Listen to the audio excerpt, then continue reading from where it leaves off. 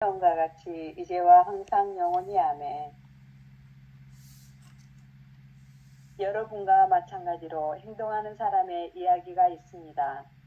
집주인이 저녁 식탁을 마련해 놓은 뒤에 손님을 초대하기 위해 심부름꾼들을 보냈습니다. 그러나 손님들은 사양하기 시작했습니다. 한 사람은 나는 땅을 샀기 때문에 가서 그것을 살펴보야만 합니다. 라고 말했고, 또 한 사람은 나는 황소를 샀기 때문에 그것을 살펴보아야만 합니다. 라고 말했습니다. 그리고 세 번째 사람은 나는 결혼을 했기 때문에 곧 피로연을 열어야 합니다. 라고 말했습니다. 심부름꾼들이 돌아가서 주인에게 아무도 오지 않을 것이라고 보고했습니다. 그러자 주인은 거지들을 초대하기 위해 심부름꾼들을 보냈습니다. 거지들은 거절하지 않고 초대에 응했습니다. 그들이 그 집에 가서 자리를 잡았는데도 여전히 빈 자리들이 남아 있었습니다. 그러자 주인은 더 많은 사람들을 불러오라고 심부름꾼들을 보내면서 더 많은 사람들을 대접하고 싶으니 밖에 나가서 누구든지 내 저녁 식탁에 오라고 모든 사람을 설득하라고 지시했습니다. 결국 시간이 없다면서 초대를 거절한 사람들은 그 저녁 식탁에 앉지 못하고 말았습니다. 아버지의 뜻을 완수하는 것이 생명을 준다는 것은 누구나 다 알지만 재산의 속임수가 사람들을 잡아당기기 때문에 그들은 아버지의 뜻을 완수하지 않습니다. 아버지의 뜻 안에 있는 참된 생명을 위해 거짓된 일시적 재산을 버리는 사람은 영리한 어느 청지기가 한 것처럼 그렇게 합니다. 어느 부잣집에 청지기가 있었습니다. 이 청지기는 곧 주인이 자기를 내쫓을 것이고 그러면 자기는 식량도 숙소도 없는 몸이 될 것이라고 깨달았습니다. 여기까지 하고 다음 2부를 또 하겠습니다. 먼저 오늘 얘기는 앞뒤 두 개의 얘기가 진행이 되는데 먼저 첫 번째 얘기하고 두 번째 얘기는 좀 성격이 달라요. 첫 번째 이 얘기는 집주인이 저녁 식탁에 신부를 불러서 초대하는 얘기고요. 그 초대하는 이 얘기의 큰 틀을 보면 사실은 집주인이 저녁 식탁에 초대했다라는 얘기가 무슨 의미로 우리 안에서 받아들일 수 있는 거냐면 자신의 본래 면목, 본래 자기 성품을 살도록 초대받았다 이런 뜻이에요. 그러니까 예수님의 복음 선포에 의하면 예수님이 사실은 지금 여기 이 영원한 생명애로 모든 사람들을 초대한 거거든요. 왜냐하면 이 복음이 바로 기쁜 소식이니까. 이 기쁜 소식이란 영원한 생명을 사는 소식. 이 기쁜 소식으로 사람들을 초대한 것처럼 집주인이 실제로 저녁 식탁에 심부름꾼을 보내서 손님들을 초대했다는 이 집주인의 의도는 뭐냐면 본래 면목인 자기 본성을 깨달아 알도록 초대한 거예요. 왜냐하면 자기 본성이 바로 축제의 장이거든. 기쁨의 장이거든. 참된 자아에게로 자신을 살도록 본성의식으로 자기를 초대한 거야. 우리 모두를. 항상 있는 것, 언제나 있는 이 아버지 집으로 초대한 내용이에요. 그에 대한 사람들의 반응이 이제 몇 가지로 나오는 것에 관련해서 얘기를 하고 있고, 이 반응들은 어떻게 나타나냐면 첫 번째로 손님들의 반영. 땅을 샀기 때문에 가서 그것을 살펴보아야 합니다. 그리고 또 한 사람은 황소를 샀기 때문에 그것을 살펴보아야 합니다. 또 한 사람은 결혼, 피로연을 가야 하고 피로연에 사람을 초대했기 때문에 안 된다. 결혼의 초대, 결혼이라고 하는 얘기를 합니다.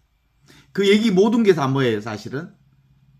가정에 의지하고 또 땅에 의지하고 또 황소에 의지하고, 이 땅과 황소 이 모든 것들은 사실은 세상 만사의 의지처를 삼고 있기 때문에 실제로 자기 본성품의 초대에 응할 수 없다는 얘기거든요.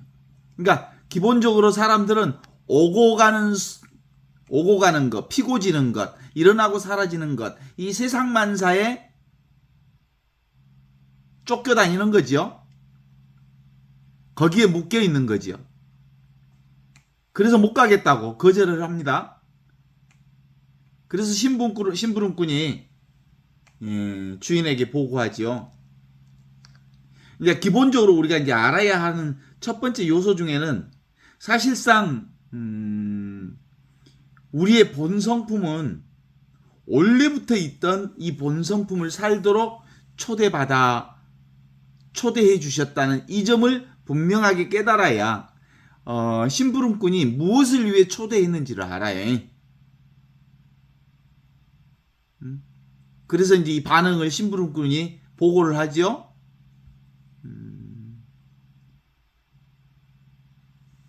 다 바쁘다고 못 온답니다. 다 자기 할 일이 있답니다. 그랬더니 주인이 뭐라고 반응을 하냐면, 그러자 주인은 누구든지 거지들을 초대하기 위해 심부름꾼을 보냈습니다. 거지들은 거절하지 않고 초대에 응했습니다. 소유할 게 아무것도 없는 사람들, 무엇을 가진 게 아무것도 없는 사람들. 그래서 이제 예수님 그렇게 얘기하시잖아요. 주님의 성령이 나에게 내리셨다. 주께서 나에게 기름을 부으셔 가난한 사람들에게 기쁜 소식을 전했다. 실제로 가난한 사람들은 무언가를 소유하고 있는 게 없어. 소유하게 있는 게 없다는 얘기는 뭘 붙잡고 있는 게 없어. 의지처가 없다. 이건 꼭 물질적 가난만을 얘기하는 게 아니야. 세상에 쥔 게 없는 사람을 가난한 사람이라고 그래. 가난한 사람은 행복하다. 하느님 나라가 그들의 것이다. 라고 말하는 그 지점을 볼 줄 알아야 하는 거거든요. 그랬더니 그들은 거절하지 않고 초대했다. 초대에 응했다. 그들이 집에 가서 자리를 잡았는데도 여전히 빈자리가 남아 있어서 주인은 더 많은 사람들을 불러오라고 심부름꾼을 보냈는데, 더 많은 사람들을 대접하고 싶으니 밖에 나가서 누구든지 저녁 식탁에, 이거 이제 누구든지 어떤 사람이든지 초대하는 모습이죠. 왜냐하면 모두 다 그걸 살고 있으니까. 결국 시간이 없다며 초대를 거절한 사람은 그 저녁 식탁에 앉지 못하고 말았습니다. 어때요? 시간이 없다며 거절한 상황. 아버지의 뜻은 뭐예요? 영원한 생명을 살도록 우리를 초대해 주시는 게 아버지의 뜻입니다. 지금 여기를 살도록. 지금 여기 부족함 없는, 빈틈 없는 하느님의 현존을 살도록, 자기 본성을 살도록 우리를 초대해 주신다는 사실을 깨달아야 하는 거지요. 왜냐하면 여기에 바로 지극한 복락이 있으니까. 자기 본성에, 본성의식에 원래부터 있는 이 자리에 지극한 하느님의 본성이 있기 때문에. 그래서 사실은 그런 거거든요. 의식, 그것, 본성을 의식하는 것, 그것이 존재의 기쁨이거든요. 행복이란 따로 무엇을 얻었을 때 행복을 진짜 행복이라고 하지 않고, 원래 나를 깨달아 알았을 때 경험하는 행복이 지복이라고 하는 거예요. 행복은 존재 자체를 가리키는 겁니다. 무담시 좋아, 그냥 좋아, 아무 이유 없이 좋아. 이게 진짜 행복이라고요. 무엇을 했기 때문에 행복하고, 무엇을 얻었기 때문에 행복하고, 무엇을 성취했기 때문에 행복하고, 무엇을 가졌기 때문에 행복한 건 뭐예요? 온 것은 가게 되면 그 행복은 지속적 행복이 아니죠. 한시적 행복이죠. 그런데 지극한 복락, 영원한 행복은 존재의 기쁨을 얘기하는 거예요. 존재 자체가 기쁨인 거예요. 이 순수 존재 자체가 기쁨이라는 것을 깨달아 아는 거죠. 그래서 아버지의 뜻을 완수하는 것이 생명을 준다는 것은 누구나 다 알지만, 재산의 속임수가 사람들을 잡아당기기 때문에 그들은 아버지의 뜻을 완수할 수가 없습니다. 주로 눈에 보이는 것이 물질, 재산, 의지처, 또 누가 인정해 주는 것, 깜빡 넘어가 버려. 이쁘다 그러면 꼬빡 넘어가 불고, 잘생겼다 그러면 깜빡 넘어가 불고. 또 신부들은 신자들이 얼마나 칭찬을 많이 해. 신부님은 팔방미인입니다. 못하는 게 없어요. 뭐 그러면 진짜인 줄 알고 깜빡 넘어가 버려. 나도 진짜인 줄 알았거든. 내가 막 뭘 잘한 줄 알았거든. 신자들이 아유 신부님 팔방미 못하는 게 그냥 립 서비스인데 그걸 퐁당 빠져가지고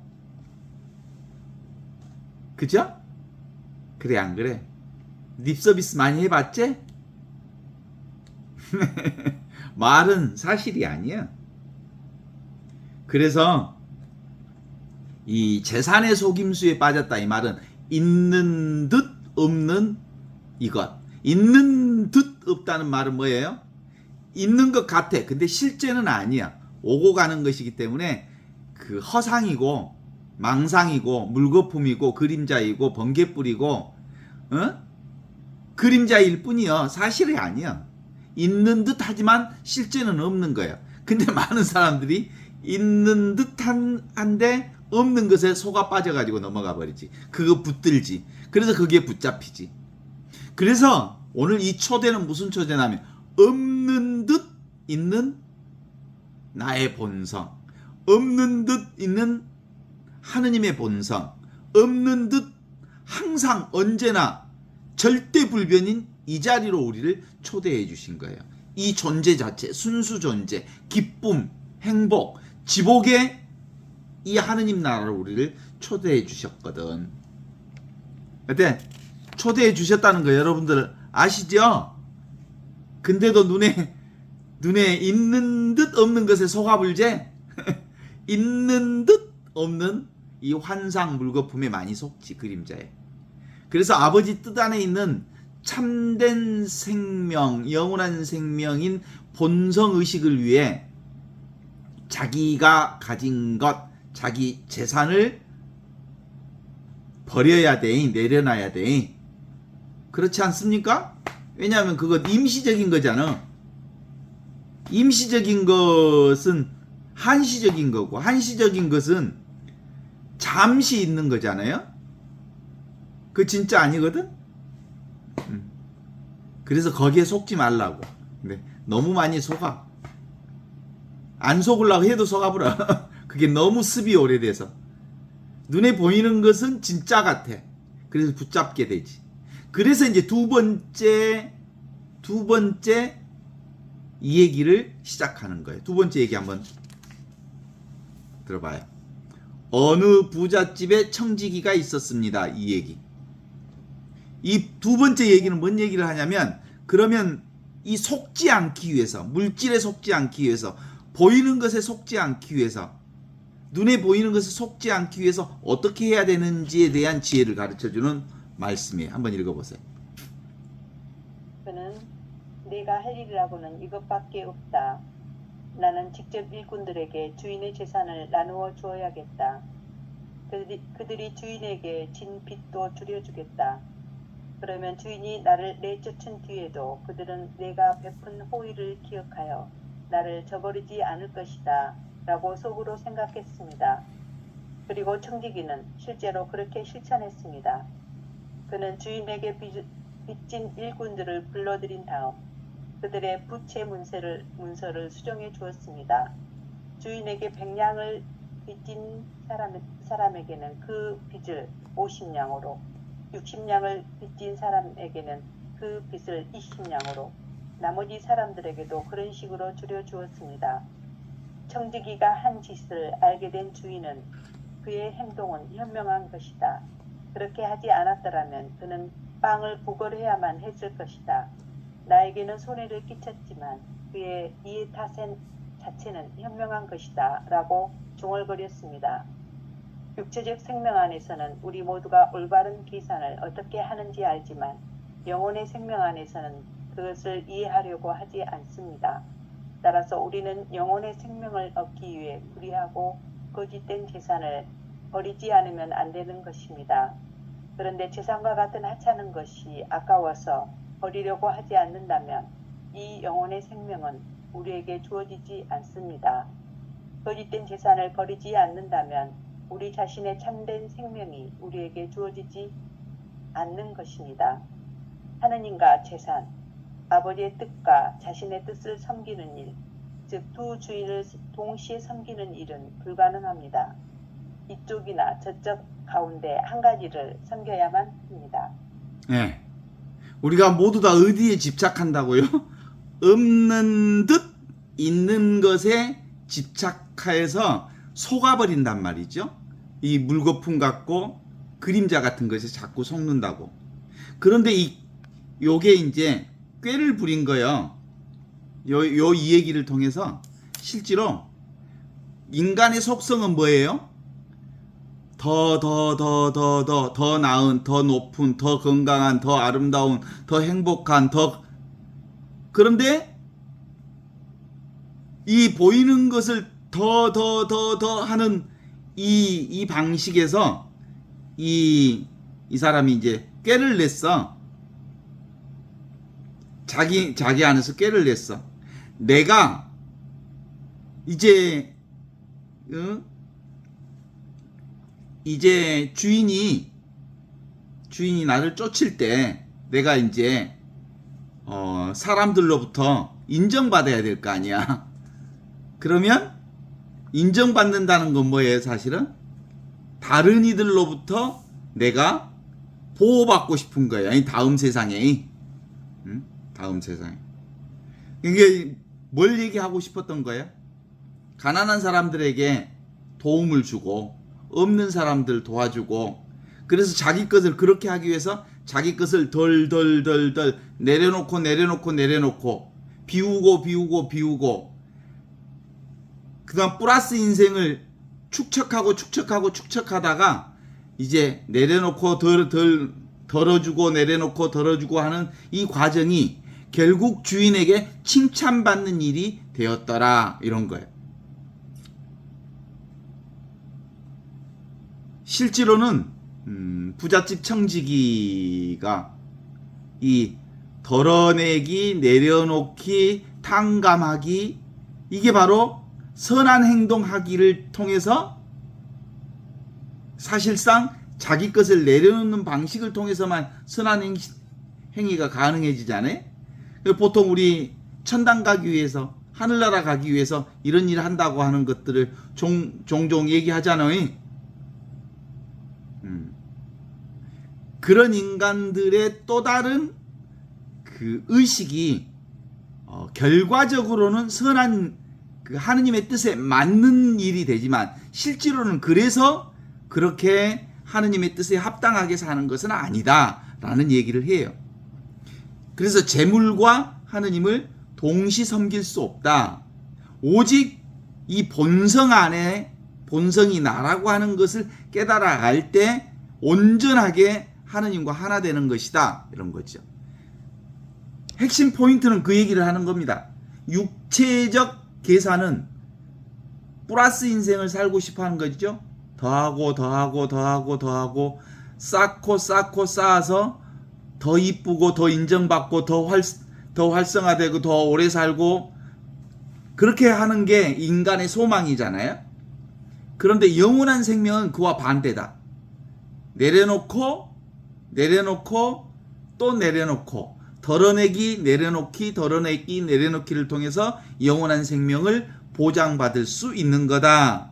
영원한 생명이란 플러스 인생이 아니라 내려놓기 인생, 덜어내기 인생을 통해서만 가능한 거다. 그래서 실제로는 이 하느님 나라를 설명하는 것이라기보다는 두 번째 얘기는 뭐예요?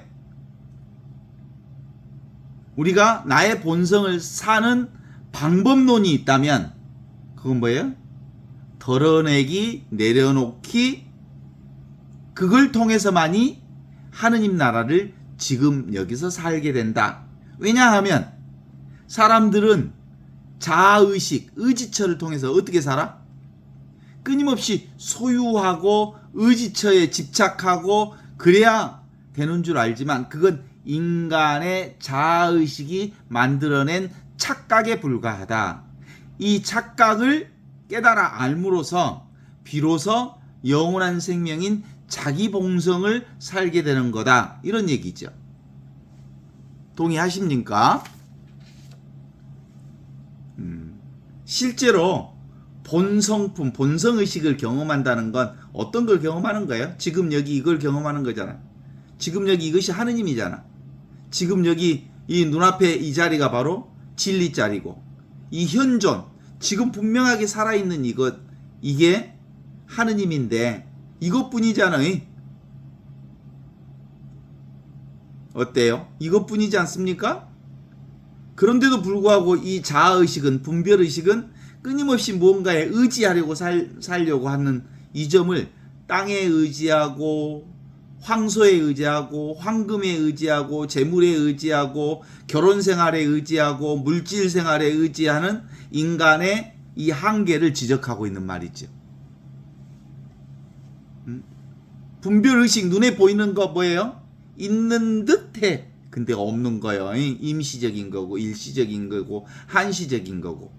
그걸 끊임없이 우리는 어떤 물질을 자기동일시하는 아이덴티피케이션, 나와 하나 되게는 그것을 의지해서 사는 인간, 자기동일시, 끊임없이 자기동일시 하잖아요. 이쁜 것이 나요? 이쁜 것이 나냐고, 잘생긴 것이 나냐고. 눈에 보이는 건 내가 아니야.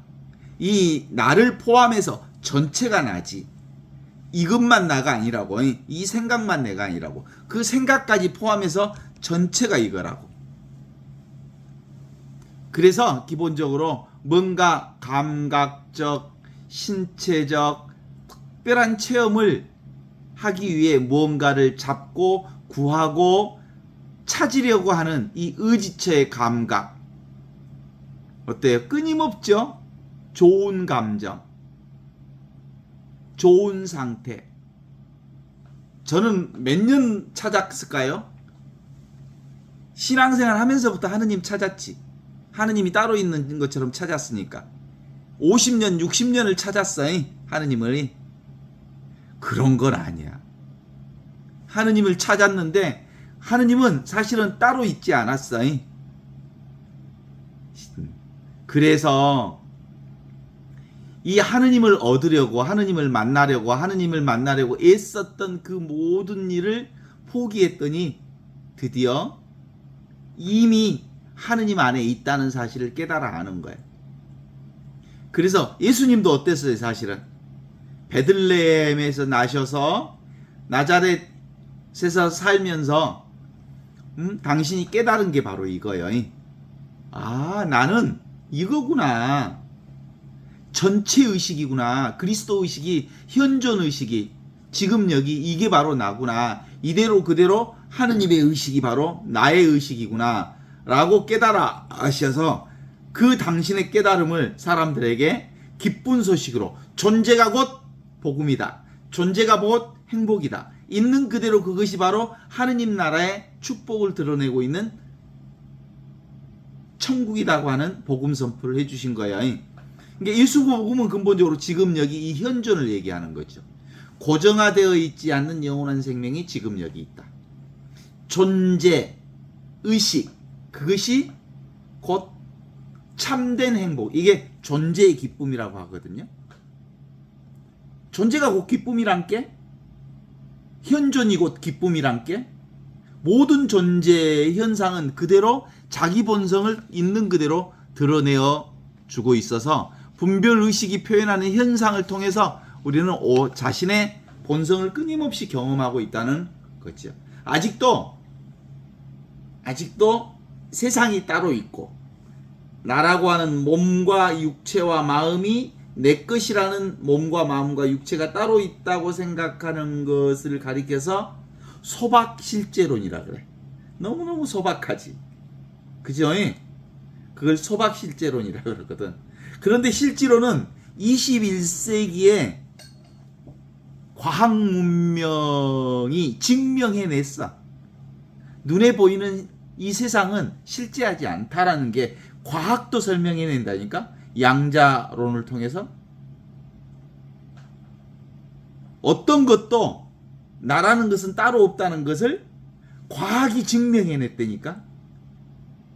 보이는 모든 것은 텅 비어 있다는 것을 증명해냈어요. 그래서 예수님이 얘기하고 부처님이 얘기하는 건 우리는 기본적으로 늘 있는 게 아니고 인연 따라 생겼다 사라지는 존재들이 세상에 보이는 거예요. 그죠? 따로 실제하는 게 아니고, 그래서 근본적으로 있는 듯 하는 것은 실제로는 없는 거고, 없는 듯한 이 하느님이 진짜 나의 본성이라는 것을 깨달아 하는 거죠. 그래서 그동안 우리가 그 하느님은 영원히 계신다라고 하는 상주론, 하느님은 영원히 계시기는 하지만 계시지만 안 계셔.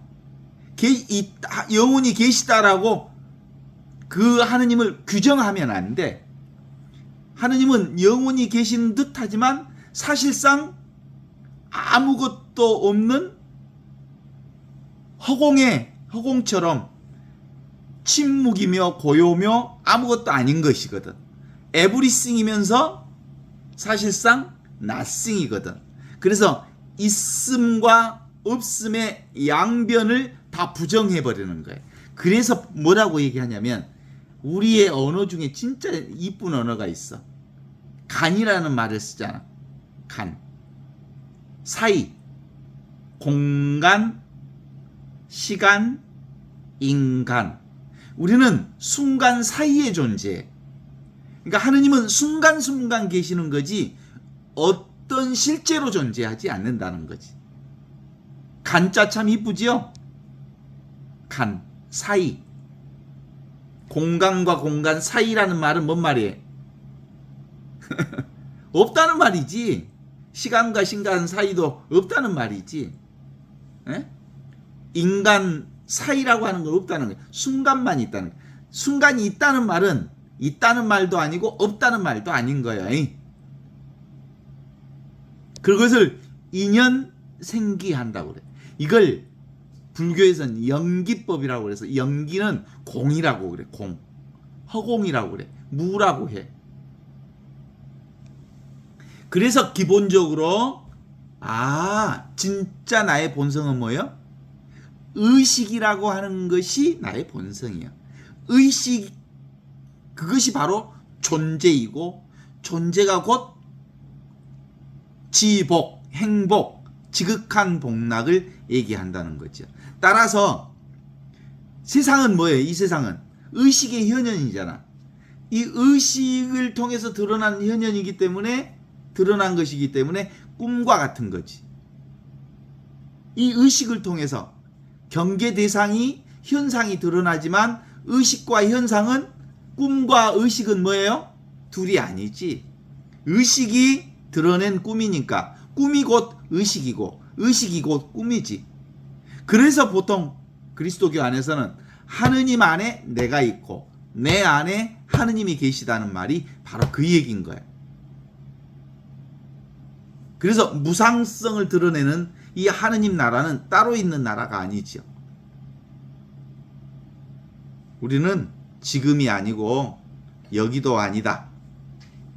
의식적으로 우리가 50년, 60년 동안, 70년 동안 하느님을 찾아 나섰지만 하느님은 우리의 의지처가 아니라 하느님 자체가 나의 본성으로 늘 함께 있는 거예요. 의지처라는 말을 쓰면 하느님이 따로 있다고 얘기하는 거거든. 그죠? 나 따로 하느님 따로 있으니까 의지처라는 말을 쓰지. 야훼 나의 목자 아쉬울 것 없노라. 이렇게 말할 때 우리는 어차피 언어를 써서 하느님을 얘기하기 때문에 야훼는 나의 목자라는 말을 쓰기는 하지만 그 말 자체가 하느님이 따로 있다는 말은 아니거든.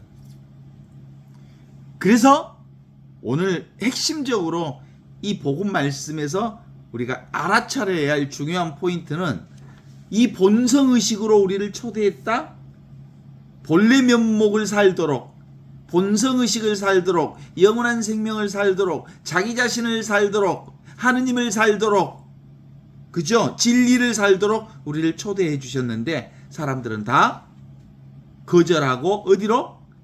땅을 찾아서, 황소 황금을 찾아서, 재물을 찾아서, 혈연, 학연에 따른 세상 일에 분주해서 자기 본성을 사는데 소홀했다, 이런 얘기 있죠.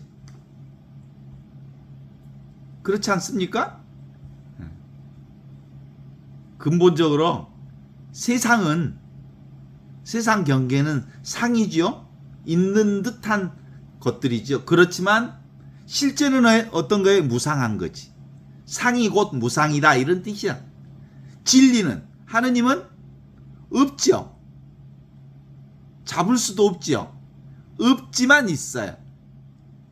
그래서 하느님을 보았다, 하느님의 음성을 들었다, 하느님의 말씀을 들었다, 이 얘기는 근본적으로 하느님을 이미지로 잡았다는 어떤 경험이기 때문에 실제로는 그건 하느님을 만난 게 아니에요. 기본적으로 보통 우리가 한번 생각해 봐요. 우리 자녀가 사법고시를 준비해 왔어, 오랫동안이. 그런데 사법고시 발표 날에 사법고시에 합격했어. 너무 기쁘지? 애 기뻐? 그동안 기대해 왔어. 그래서 사법고시가 합격을 했어. 합격을 하면 어떤 상태가 이루어져? 더 이상 사법고시에 대한 기대가 사라졌기 때문에 기쁜 거예요. 그 얘기는 뭐예요? 기대가 사라진 상태가 뭐예요? 제로 상태잖아. 기대가 없는 상태잖아.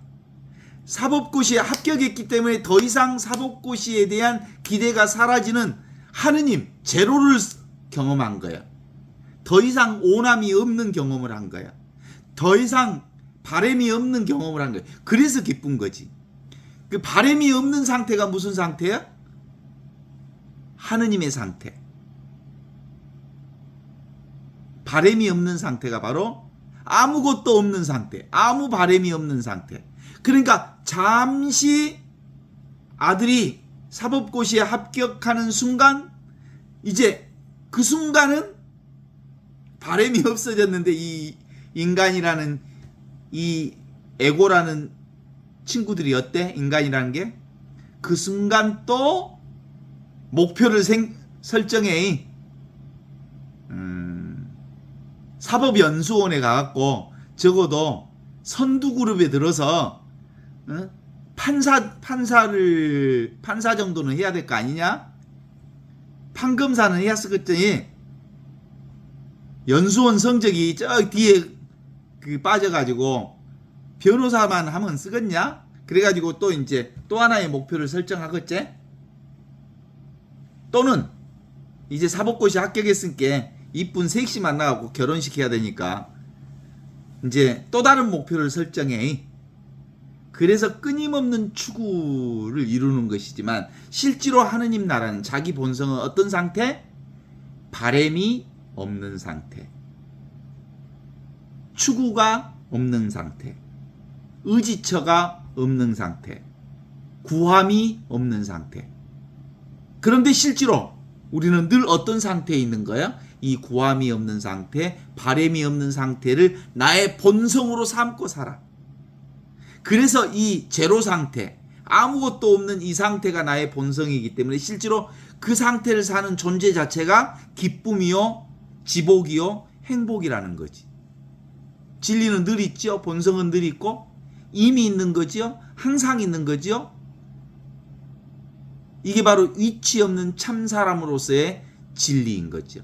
이 자리에 우리가 초대받은 거예요. 동의하십니까? 이 복음의 자리, 이 축제의 자리, 이 생명 축제의 자리에 우리를 초대한 거예요. 여기는 알만 있어. 의식만이 knowing, being만 있어. 그래서 참나를 살도록, 진리를 살도록 초대해 주셨다라고 하는 것을 알아차릴 때 비로소 뭐가? 눈이 떠진 거예요. 동의하십니까?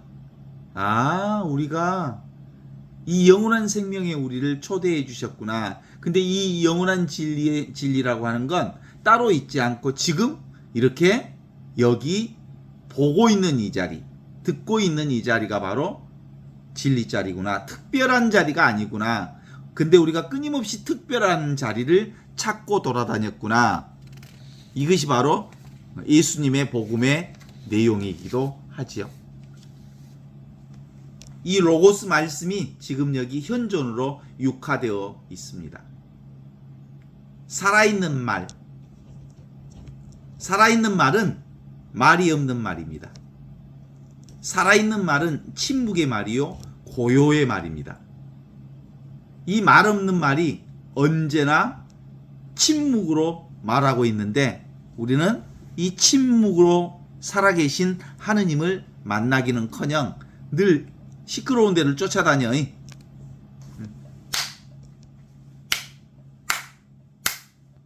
이 소리를 듣는 분이 있죠? 이 딱 소리는 누가 들어요? 소리 없는 소리가 듣죠? 지금 여기 이 살아있는 말은 무슨 말이 진짜 살아있는 말이라고요? 소리 없는 소리가 진짜 살아있는 말이라고요. 그래서 침묵이요 고요에 우리를 초대해 주시는 거죠. 이 말 없는 말을 못 알아들으니까 사람들은 시끄러운 데만 돌아다니고 보이는 데만 돌아다니고 땅을 찾아 황금을 찾아 재물을 찾아 가정생활 꾸린이라고 정신이 없지. 오고 가는 임시적인 것, 물거품 같은 것, 꿈 같은 것, 환상 같은 것, 번개불 같은 것, 그 거짓 날을 자기처럼 여기고 자기 동일시하면서 살아가는 것이 우리 인간들의 뭐예요? 어리석음이라 이 말을 주시는 거지.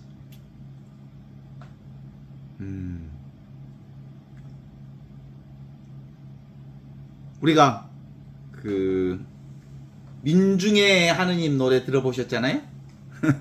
우리들에게 응답하소서. 혀 잘린 하느님 우리 기도 들으소서. 기먹은 하느님 얼굴을 돌리시는 화상당한 하느님 그래도 내게는 하나뿐인 민중의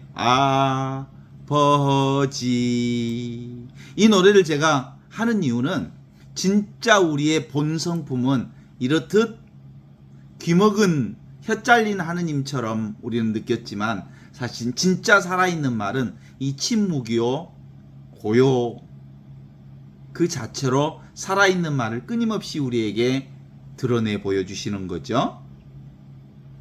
귀먹은 하느님 맨날 우리 말을 하니라고 우리에게 말씀해 주시는 그 말을 우리는 알아듣지 못했죠. 그러면서 귀먹은 하느님이라고 얘기했죠. 얼굴을 돌리신다고 그랬죠. 그건 다 인간의 입장에서 보는 거예요. 본성품을 깨닫지 못했기 때문에, 나 자신을 깨닫지 못했기 때문에, 나의 본래 면목을 알아차리지 못한 사람들이 늘 하느님은 우리를 애면하는 것 같아, 우리 목소리를 들어주지 않는 것 같아, 뭐 그렇게 얘기할 뿐, 실제로 불변의 내가 진짜 나의 침묵하고 있지만 모든 말을 다 하시는 하느님, 이게 진짜 나다. 어떻습니까? 여기에 초대받았음을 인정하십니까? 몸과 육체, 눈에 보이는 것, 있는 듯 없는 것이 가짜다, 임시적인 거다, 한시적인 거다, 일시적인 거다, 본래로부터 있던 것이 아니다, 생겨난 거다, 잠시 생겨난 것은 사라질 것이다. 요게 우리 안에 이제 확인되어져서 이제 분명하게 눈이 떠지면 그런 줄 알아. 여러분의 생년월일이 언제지? 엘리사벳의 생년월일이 언제일까? 그 생년월일이 자길까? 그때 진짜 내가 생겼을까? 우리의 몸과 육체는 내가 태어난 날이 내가 생겨난 날이 아니에요. 사실상은. 자기의 몸을 의식했을 때, 자기의 몸을 의식한다는 말은 언제 그게 의식되어졌어요? 나와 세계가 나누어졌을 때, 언어가 생겼을 때, 그때 거울을 보면서 나와 남의 분리 현상을 경험하면서 나를 경험한 거예요. 그러니까 나를 경험한 것은 언제? 자아의식이 생기면서 내가 생긴 거예요. 자아의식이 생기면서. 그래서 실제로 나중에 생긴 이것은 진짜예요, 가짜예요? 실제가 아니라는 걸 인정하면 좋겠어요. 우리가 사실 너무나도 힘든 현실적인 고통을 경험하지만 이것도 사실상 알고 보면 나의 고통이 아니지. 내 생각이 만들어낸 또 하나의 생각일 뿐이지. 생각하니까 고통스럽거든. 의식하니까 고통스럽거든. 그죠? 그런데 의식되어지는 요건 항상 있는 게 아니거든. 대상은이 잠시 있다 사라지는 것이기 때문에 실제로 내가 아님을 안다면 내게 오는, 그럼에도 불구하고 내게 오는 고통이나 내게 오는 모든 것들은 뭐야? 나를 드러내고 있는 것이기 때문에 또 나지. 내가 아니면서 나요. 그죠? 어디서 나온 거니까? 나의 본성의식을 통해서 드러난 것이니까. 그래서 우리는 기본적으로 우리의 삶을 통해서 눈에 보이는 것은 실제로 현실적으로 너무나도 리얼하게 있는 것이지만 실제하지 않는 거다라고 하는 것을 머리로 이해하지 말고 삶에서 검증해야 돼. 자기 스스로. 과학자들만 실험을 통해서 검증하는 게 아니라 우리도 일상생활을 통해서 눈에 보이는 것이 실제가 아니고 이게 꿈 같은 거구나라는 것을 끊임없이 검증해서 진짜 나로 살자는 거예요. 그게 바로 초대받은, 영원한 생명으로 초대받은 우리가 경험해야 할 부분들이죠. 참나로 살아야 될 거 아니에요. 진짜 나로. 그래서 기본적으로 지금 여기 이 의식은 참나를 살도록 초대받았음을, 현존을 살도록, 이미 있는 하느님의 영원한 생명을 살도록 초대받았음을 알아차렸으면 초대에 응해야 될 거 아니에요. 나 이것저것 해야 된다고 거절할게요? 그러니까 주인이 어떤 사람들 초대해? 거지들을 초대하잖아. 아무것도 소유하지 않는 자, 그들이 참으로 진복자다. 가난한 사람들 행복하다. 너희의 나라는 하느님의 것이다. 하느님의 나라가 너희의 것이다. 라는 말씀이 바로 그런 얘기죠. 그런 점에서 살리는 교회가 끊임없이 얘기했던 이 하나의 진리, 하나라고 하는 거, 이 하나를 깨우치는 거, 이게 깨달음이에요. 진리를 깨우치는 거예요. 근데 이 하나를 깨우치는 건 너무너무 거룩해. 왜? 인간이 깨우칠 수 있는 게 아니기 때문에. 인간의 영역이 아니기 때문에. 인간은 도무지 인간의 생각으로는 이 하나를 깨우칠 수가 없어. 성령께서 함께 해주시기 때만이 비로소 이 하나를 깨우칠 수 있기 때문에 하나이며 거룩해. 깨우치고 보면 너무나도 평범한, 모두가 가지고 있는 보편적 진리라는 것을 깨달아 아는 거니 이게 진짜 진리요. 이것이 바로 사도로부터, 예수님 이후 사도로부터 끊임없이 깨달은 자들에 의해서 전해 내려온 이심전심의 진리인 이걸 얘기하는 거거든. 근데 교회는 그것을 교리로 선포하면서 지금 현존에 있는 제도교회는 예수 이대에 사도들에 의해서 전수된 정통교회라고 하는 교회 호교론적 관점으로 그걸 바꾸어서 그렇지, 진리는 하나이며 거룩하고 보편적이며 사도로부터 이어온 깨달은 자에게 이어온 이심전심의 지금력이 이 생생하게 살아있는 현존을 참 진리라고 부른다. 이렇게 말할 수 있지 않겠습니까? 이름 없는 진리, 그게 참 진리요. 예수가 진리라고 하는 얘기는 예수의 이름이 진리라는 말이 아니야. 예수의 그리스도 의식을 지금, 예수의 그리스도 의식이 진리야. 지금 여기가 진리라는 거예요. 예수님이 바로 지금 여기 이 의식을 살았거든. 모든 언어는 가설이잖아요, 사실은. 예수라는 말도 가설이고 모든 단어는 의미 없는 거잖아. 예수든 그리스도 의식이든 그게 뭔 상관이 있어. 그건 그냥 언어일 뿐이지. 언어의 기능이 두 가지가 있어. 하나는 기호성이 있어. 기호성. 그냥 기호일 뿐이야. 그 언어가 무슨 의미를 가져다 주는 건 아니야. 응? 하느님이라고 말하기도 하고 영어로 God라고 말하기도 하고, 각각 언어에 따라서 언어는 다르게 부를 수 있죠. 그 다음에 이 언어는 사회 안에서 서로 약속한 거예요. 약속한. 이것을 하느님이라고 하자. 그런 거지. 그 언어 자체가 진리를 표현하는 건 아니에요. 그러니까 진리는 뭐예요? 지금 있고 여기 있고 이 순간에 있고 살아있는 존재를 얘기하는 거예요. 살아있는 의식을 말하는 거지.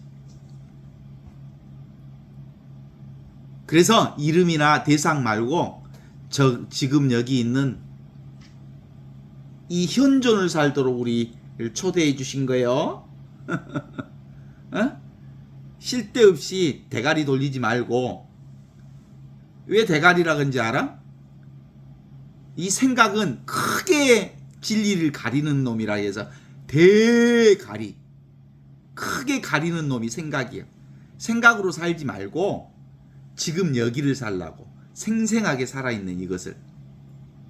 그래서 어디로 초대받은 거예요? 우리는 지금 여기를 살도록 초대받은 거예요. 이미 주어져 있는 지금 여기 삶. awareness of awareness. 이 awareness라는 말은 바로 이 분별의식, 이 분별의식을 자각하는 이 본성의식으로 살라 이 말이에요. 이 본성의식이 진짜 나다 이런 뜻이지. 기본적으로 우리가 의식을 하면 집중하게 되잖아요. 이 집중하는 의식을 분별의식이라고 그래. 어떻습니까?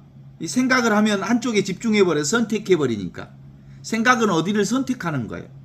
그리고 거기에 집중하면서 다른 것들을 다 배제해버리는 거지. 근데 실제로 본성의식이라고 하는 것은 집중하는 의식이 아닙니다. 무슨 의식입니까? 있는 그대로의 의식, 열린 의식을 얘기하는 거예요. 그래서 의식의 이완 상태, 그러니까 제로를 경험하는 상태, 허공을 경험하는 상태, 이 허공 상태, 그 고요한 상태가 있으면 뭐예요? 그게 바로 텅 빈 무변 허공의 본성의식 상태가 곧 존재를 얘기하는 거잖아요. 그 존재가 바로 행복이요 기쁨을 경험하는 상태거든요. 이 존재, 이 변함없는 영원한 이 의식, 순수 의식으로 있을 때 이 불변한 의식을 통해서 온갖 변화를 다 경험하게 되는 거거든요. 그게 이제 옛날 어른들이 했던 말로 보면 이 바보들아, 불을 들고 불을 찾냐? 병종 동자를 옛날에 불을 들고 있는 동자라고 그러거든. 병동 동자가 불을 들고 불을 찾는 격이다. 소를 타고 찾고 있는구나. 우습구나 소탄자여. 그래. 우리 인간들이 그냥 자기를 있는 그대로 부족함 없이 자신의 본성을 살고 있으면서 본성이 따로 있다고, 하나님이 따로 있다고, 행복이 따로 있다고, 기쁨이 따로 있다고, 기쁨이 되는 것, 재미가 되는 것을 쫓아다니는 불나방과 같은 인생을 그만 살아라, 이런 거지. 그죠? 근본적으로 분리를 경험하고 살잖아요. 근데 이 분리를 경험하는 이 분리가 세상살이잖아요. 이 분리를 경험하는, 생각을 경험하는 세상 전체가 어디에서 나오는 거냐면 본성의식에서 나오는 거니까 둘이 아닌 거예요. 그래서 꿈 같은 세상은 사실이 아니라는 것을 알기만 하면 꿈 자체가 바로 뭐예요? 본성의식을 드러내고 있는 것이기 때문에 이제 헷갈리지가 않아. 그쵸?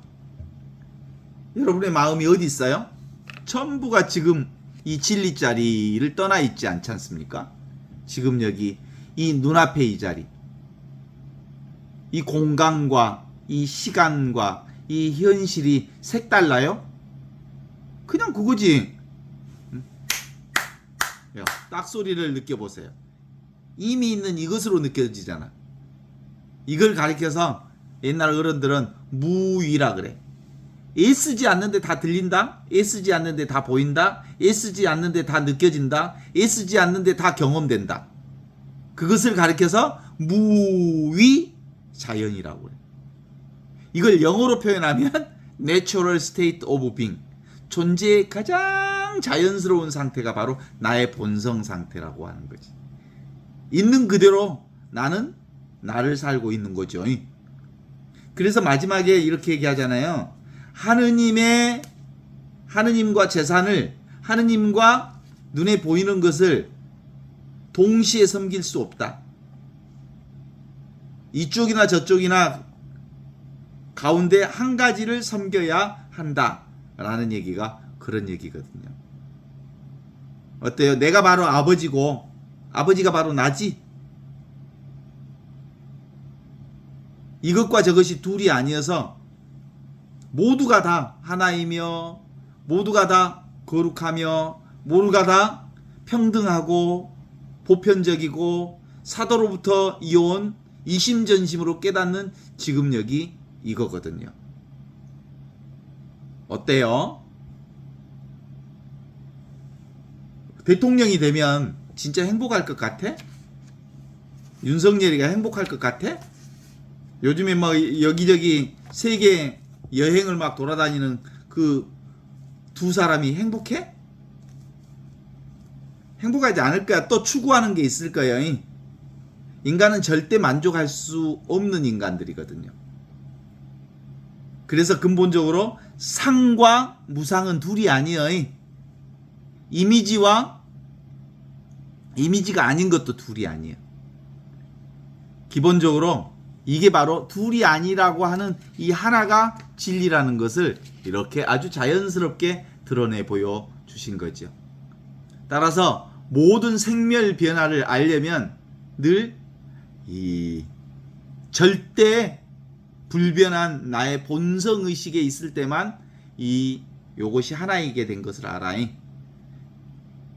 하느님과 하나 되는 것, 이게 진리죠? 하나라는 걸 아는 것. 저기 힌두교 사상에는 아트만과 브라만이 둘이 아니라는 것이 진리로 가르치고 있죠? 그래요, 둘이 아니에요. 불교에서는 오온과 개공, 오온이 다 눈에 보이는 것이 다 공하다. 색 즉 시공, 색이 곧 공이다. 둘이 아니라는 걸 가르치고 있죠? 결국 이온성은, 둘로 드러나는 것은 실제가 아니다. 따라서 둘로 보는 이 착각으로부터 벗어날 때 비로소 우리가 진리를 사는 거다라는 얘기지. 그리스도교는 사실은 중세시대에 이 신비주의를 어디다 몰아넣어버렸냐면 영지주의 학파라 그래갖고 이단시해 버렸어. 사실상 참된 지혜는 눈앞에 있는 이건데, 그런 점에서 오직 예수, 오직 하느님, 오직 성령, 이 말은 뭐예요?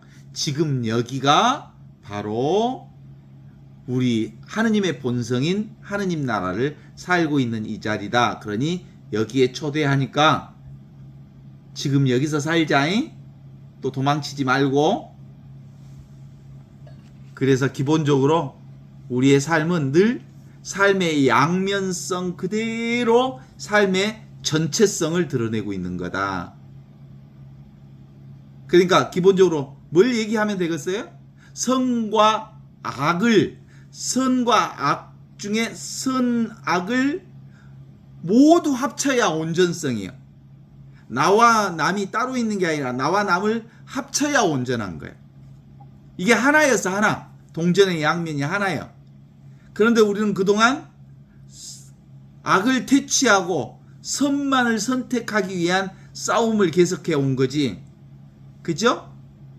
그러니까 지금 우리가 경험하는 윤석열과 그 일당들을 경험하는 것이 뭐예요? 있는 그대로 하느님의 이 세상을 드러내고 있는 거예요. 그러나 집단지성이 결국 그 공동체 전체를 말아먹고자 하는 그 일당들을 제거하는 상황이 올 거예요. 왜냐하면 그대로 놔두면 공동체 전체가 멸망하는 꼴을 공동체가 허용하지 않거든. 그런 거죠. 그런 과정 전체를 뭐라고 그래? 하느님 나라라고 그래. 그게 바로 본성품이에요. 그래서 삶의 양면성 그대로 삶의 전체성이다. 환상 그대로 하느님이다.